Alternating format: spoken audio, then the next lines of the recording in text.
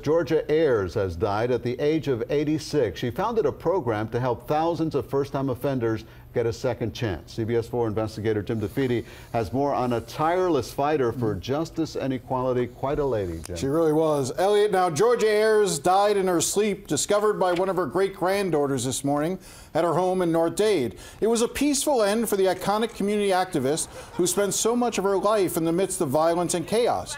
Whether it was the riots that saw Miami burn through the 80s or the gun violence that has torn her community apart in more recent years, Ayers was always there trying to make a difference.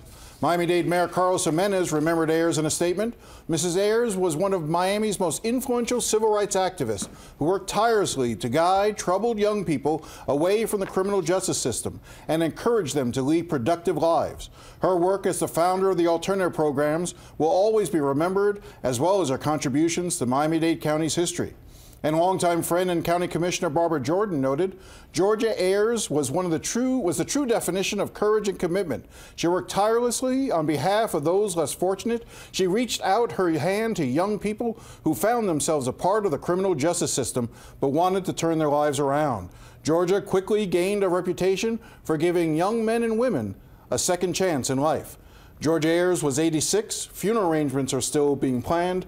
And Elliot, it is quite a shock to see her go, even though she was 86. I interviewed her many times, and even in her final years of her life, she was still tireless and a tireless fighter. She was always there, always around the courthouse, always chiding. One of my favorite, real quick story is whenever she would see if there was a young African-American, either man or woman, who was going to be appearing in court who wasn't dressed properly for court, you could be guaranteed she would go up to that person, whether she knew them or not, and would lecture them on the right behavior in court and how to dress properly in court.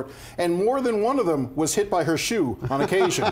She was known to be deadly with that shoe, even in the courthouse hallways. Quite a legacy she leaves behind. Jim, thank you very much. All right, well, still on to come on CBS.